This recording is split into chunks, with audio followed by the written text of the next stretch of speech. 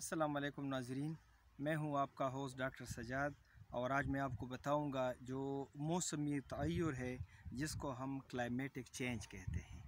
सबसे पहले तो ये है कि क्लाइमेटिक चेंज है क्या, ये कैसे होता है और हमारी ज़राअत पर या हमारा जो मुल्क है इस पर क्लाइमेटिक चेंज के असरात क्या हैं। तो चूँकि ये बहुत बड़ा टॉपिक है और एक सिंगल वीडियो के अंदर इसको मैनेज करना बहुत मुश्किल है, लेकिन आज मैं जिस पॉइंट पे खड़ा हूँ इसी पॉइंट के हवाले से आपको मैं 2-3 चीज़ें बताना चाहता हूँ। सबसे पहले क्लाइमेटिक चेंज क्या है, ये जिसको हम मौसमी तब्दीली कहते हैं।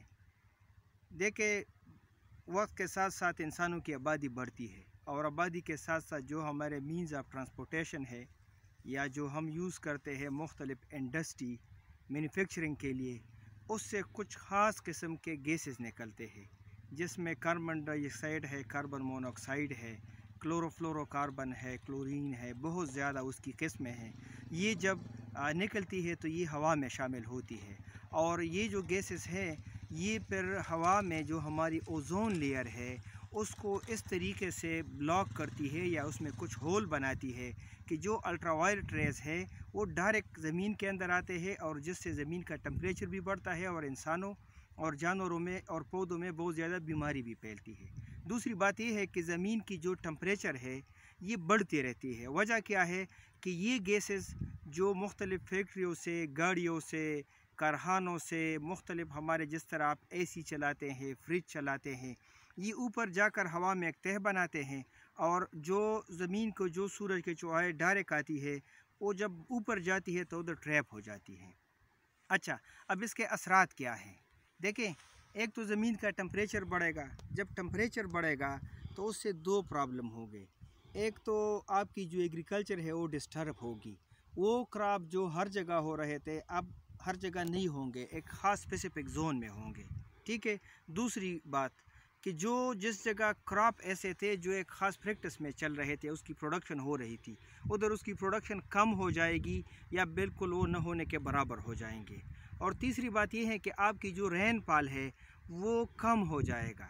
रेनफॉल की कमी की वजह से आपकी एरिया में एरिडिटी बढ़ जाएगी और रेनफॉल की कमी की वजह से आपके जो दरख्त है वो कम हो जाएंगे।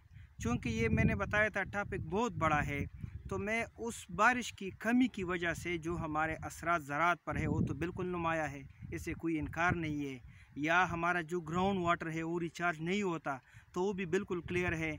लेकिन जो मैं आज जिस पॉइंट पे खड़ा हूँ ये बेसिकली एक झील का किनारा है और उसमें मैं आपको दिखाऊंगा कि बारिशें कम हुई है तो झील की पानी में कितनी कमी आई है। और अगर आप इसकी सिल्टिंग को देखें तो इसमें सिल्टिंग हो चुकी है। ये आप देखें, अभी कैमरा आपको दिखाएगा, ये सिल्टिंग है। ये देखें, ये जो पानी आया है ऊपर पहाड़ों से, जब भी बारिश हुई है तो पहाड़ बिल्कुल बैरन है। ये कैमरा आपको दिखा रहा है, पहाड़ बैरन है, वेजिटेशन पीछे ज़्यादा है। जितने आप झील की तरफ आते हैं तो वेजिटेशन बहुत कम है। ठीक है। फिर दरख्त न होने की वजह से देखे कटाव हुई है। और दूसरी बात ये है कि ये मिट्टी इधर लाए हैं तो इससे कम से कम कोई 1 फुट तक पूरे झील में सेडिमेंटेशन हुई है। और अगर आप पानी के लेवल को देखें तो देखें वो किनारा है झील का, लेकिन आज से तकरीबन कोई 8 माह पहले ये आप देखते हैं तो वो जो आबादी आपको नज़र आ रही थी वहाँ तक झील का किनारा था। तो कितना रैपिडली जो हमारा पानी है जो एक प्रीशियस सोर्स है वो कम हो रहा है। दूसरी बात ये है कि ये जो सेडिमेंटेशन हो जाती है, ये पार्टिकल सेटल हो जाते हैं तो इससे जो झील की कैपेसिटी होती है या मतलब ये जो मुख्तलिफ पाकिस्तान में डैम है उसकी कैपेसिटी पानी स्टोरेज की कम हो जाती है। तो उसमें फिर 2 प्रॉब्लम आते हैं। प्रॉब्लम नंबर 1, आपकी जो इलेक्ट्रिसिटी उसका जो पोटेंशियल था, फ़र्ज़ करें किसी डैम का है 1000 मेगावाट, तो वो उससे उसकी पोटेंशियल 800 या 700 पे आ जाती है। दूसरी बात, अगर फिर बारिश खुदा न खास्ता एकदम बहुत ज़्यादा होती है तो वो उसकी स्टोरेज कैपेसिटी इतनी नहीं होती कि अपने साथ स्टोर करे, तो फिर सैलाब आने का भी ख़तरा होता है। और सबसे जो ज़रूरी बात है वो ये है कि प्लांटेशन, हमें प्लांटेशन करना चाहिए।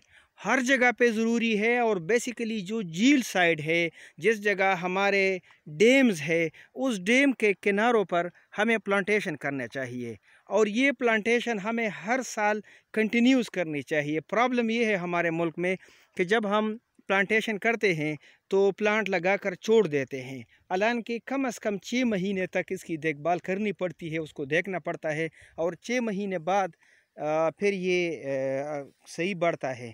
तो ये उसकी वजह से सेडिमेंटेशन नहीं होगी, मौसम ठीक होगा। ये आप देख रहे हैं ये अच्छी खासी मिट्टी इधर जम चुकी है। दूसरी बात, अगर इस मिट्टी को हम निकाल के ले जाएं तो ये बहुत ही जरहेज़ मिट्टी है, ये जरहेज़ भी है और ये बेसिकली क्ले पार्टिकल्स हैं। इससे बहुत ज़्यादा अच्छे मटेरियल भी बनते हैं, जिस तरह सिरेमिक्स के जितने भी है वो इनसे आसानी से बन जाते हैं। फिर तीसरी बात इसमें ये है कि जितने भी हमारी जो नर्सरियाँ है वो इस मटेरियल को यूज़ कर सकती हैं, लेकिन अगेन कुछ प्रॉब्लम्स हैं। फिर आप पानी कम होने की वजह से ये आप देखेंगे कि जितने भी डैम में जो आबी हयात है उनको भी ख़तरा होता है। और दूसरी बात ये है कि आपके जो उसकी पोटेंशियल है बिजली पैदा करने की या बाकी चीज़ों की, वो कम होती है। अच्छा, इधर एक ज़रूरी पॉइंट है, वो ये है, आप इधर देखें, ये एक इसके साथ साथ ज़मीनी कटाव भी हो रहा है, देखें पानी से। ये दरख्त न होने की वजह से, अगर हमारे पास प्रॉपर दरख्त हो और ये जितने भी हमारे स्टोरेज रिजर्वायर हैं उसके सारे किनारे उनसे ढके हो तो कम से कम ये सेडिमेंटेशन इसमें नहीं होगी। तो ये आज का एक ज़रूरी पॉइंट था। क्लाइमेटिक चेंज बहुत बड़ा टॉपिक है, इसमें बहुत ज़्यादा क्वेश्चंस है और इसमें बहुत ज़्यादा नॉलेज है। और पाकिस्तान को अगर किसी चीज़ पर इस वक्त फ़ोकस करने की ज़रूरत है तो वो क्लाइमेटिक चेंज है, क्योंकि ये एक ऐसा पॉइंट है जिसकी वजह से हमारी जो इंडस्ट्री है वो इफ़ेक्ट हो रही है और पाकिस्तान की डिपेंडेंसी जो होली सूली है वो एग्रीकल्चर पर है। तो हमारे एग्रीकल्चर के प्रॉब्लम बहुत ज़्यादा आ रहे हैं।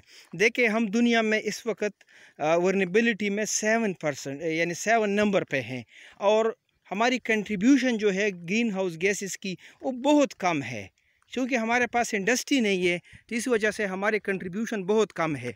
लेकिन जो हमारी वर्नेबिलिटी है, हम क्लाइमेटिक चेंज यानी जिस मुल्क को सबसे ज़्यादा थ्रेट्स हैं वो हम ही हैं, क्योंकि हमारे पास अल्लाह का शुक्र है पहाड़ भी हैं, दरिया भी हैं, समंदर भी हैं। इस वजह से हम ज़्यादा एक्सपोज हैं, क्योंकि क्लाइमेटिक चेंज का इफ़ेक्ट इन तीनों चीज़ों पर ज़्यादा पड़ता है। और ख़ासकर मैं सहरा की बात करूँगा, अगर अल्लाह ना करे पानी की शदीद कमी हो तो सबसे पहले खदसाली जो है वो सहरा से शुरू होती है। अब एक और भी बात इधर है कि अगर हम इन जगहों पे कोई दरख्त मतलब एक नहीं लगा सकते और या वो टाइम लेते हैं, तो इनिशियली 2-3 साल ये देखें, ये ग्रीन क्रॉप्स हैं तो हम ग्रीन क्रॉप्स लगा सकते हैं, इवन हम फॉडर श्रब्स लगा सकते हैं। इससे भी ये होगा कि इस जो है ना डैम की, इसमें सेडिमेंटेशन कम होगी, इसमें साइल के पार्टिकल नहीं आएंगे और इसकी कैपेसिटी ख़राब नहीं होगी। इसके अलावा बहुत ज़्यादा इस टॉपिक को डिस्कस करेंगे इंशाअल्लाह ताला आने वाले वीडियोस में, लेक्चर्स में, और आप हमारे साथ रहिएगा। अगर आप स्टूडेंट है, कोई स्टेक होल्डर है या फार्मर है और आपको इस लिहाज से कोई क्वेश्चन करना हो या हमें कोई मशवरा देना हो या मज़ीद वीडियो के लिए, तो बिल्कुल आप हमसे राबिता करें, आप कमेंट में अपनी आरा से हमें आगाह करें। और आपका बहुत बहुत शुक्रिया वीडियो देखने का। अस्सलाम वालेकुम।